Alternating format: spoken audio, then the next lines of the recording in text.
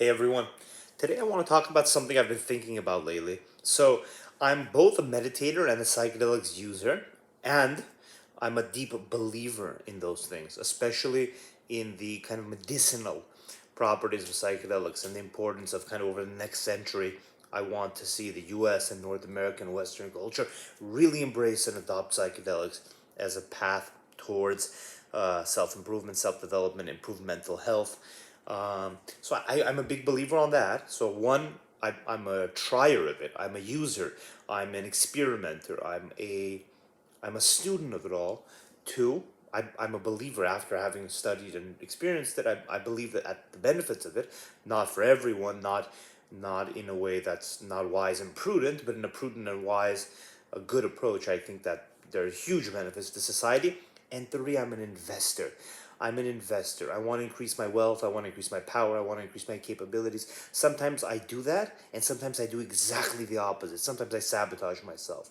But regardless, that's my pursuit. And so, as an investor, and it kind of melds into this the psychedelic thing because there are so many psychedelic companies available now, and there are so many psychedelic plays available now that as an investor it seems only natural that given my beliefs I must invest in these companies. Now, I've been thinking a lot about the kind of the profit motive, right? There's an aspect to investing, a core aspect, the main aspect that seeks profit over the long term. Because when you invest, you're buying a business after all. It's just like buying a small ice cream shop. Whether you buy a small ice cream shop or whether you buy a share of Tesla, you have the a good investor thinks of it as buying a business. I'm not going to get into that right now, investing principles and theory, but a good investor understands they're buying a business, especially investors that are in the in it for the medium or the long term. Short term traders, I wouldn't call them investors though. Short term traders and speculators, they have different approaches, and I'm not saying you can't make money with those approaches, but that's a different topic too. So, as an investor, you want to make money, you want to make profit, you want to make gains and returns. That is that usually aligns with like a company like McDonald's or something, right? Those things, everything's aligned. But with something like psychedelics, there's an inherent kind of contradiction between those two aspects. Because on the one hand, if I invest in Field Trip, let's say, or a Thai, or Compass Pathways, or MindMed, I want that company to blow up and make a ton of money so I can make a ton of money. But at the same time, I understand the importance of giving people these medicines. Again, the importance of giving people these medicines, even if they can't pay for it, even if they're not affluent, even if they don't have a lot of money, even if insurance is not covering it. I understand the importance of giving it for free, of subsidizing it. I understand the desire of myself, if I'm capable of myself, to pay for other people to take these medicines if needed, to subsidize it myself. Like, I'm willing to give some money to these big firms, these new psychedelic firms that are coming out. I'm willing to donate, literally donate money to them so they can provide these drugs to people who can't afford it themselves. I think it's that important. And I think it's one of the best ways I could spend my money.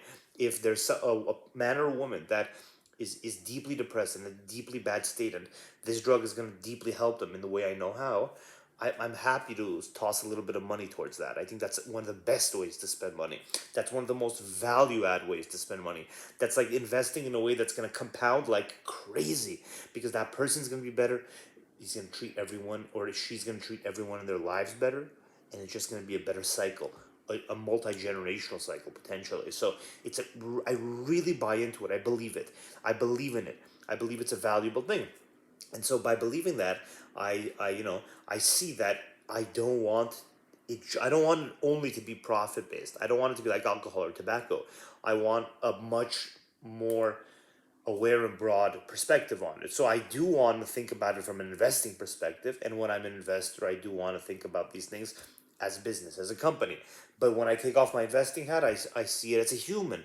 I put on my human hat, my kindness, my wise, prudent hat, the hat that basically makes me want to, um, the hat that makes me want to just help people, right? And so there's an inherent contradiction between investing in these firms and wanting to profit, but also there isn't a contradiction if you approach it in the right way, and that's kind of the way I'm approaching it. I think that okay, okay. So there's a bunch of psychedelic companies and they're companies. And if I'm investing in them, I have to put on my investing hat. If I don't, then I'm not being a good investor. But at the same time, I'm okay with that.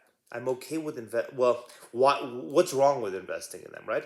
Because by putting on my investor hat, I'm approaching it from a pure profit perspective, from a pure profit motive.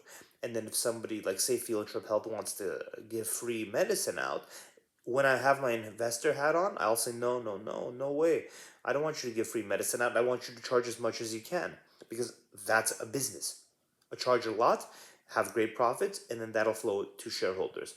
But as a shareholder, if I make a lot of money on this, I feel like it's a beneficial thing for the world. It's a beneficial thing for society, for America, for Western Civ. Because if I have a lot of money made on psychedelic companies, if I'm a large shareholder in psychedelic firms, first of all, I'll have voting capability and power. Not that much, obviously. Not that much. I'm not going to be a whale. But that'll be the first part. And the second part is I'll have money. I'll have money. I'll have actual money, and I'll be able to deploy that money to use it towards beneficial ways. Maybe, I can buy people free therapies if I want to. I can buy people medicine if I want to. So I think that psychedelic users, meditators, and people who believe in psychedelics, I think they have an obligation to own these companies. I think there's a potential, my opinion only, infotainment only, but I think there's a potential for these companies to 100x, to 1000x. That happens. Who do you want to own these companies? Scummy, nasty, greedy investors who have never tried psychedelics in their entire lives, who don't believe in psychedelics, who only are just interested in keeping the investor hat on all the time, are never interested in taking that hat off. Do you want those to be the people that are buying a Thai, Compass, Mind Med, Field Trip? Or do you want people like me buying it? People that know when it's time to put on their investor hat and when it's time to take it off. People that know when it's time to think from an investing perspective, from a profit perspective, and people that want to, have the capacity to help and that want to be involved in these companies as much as they can.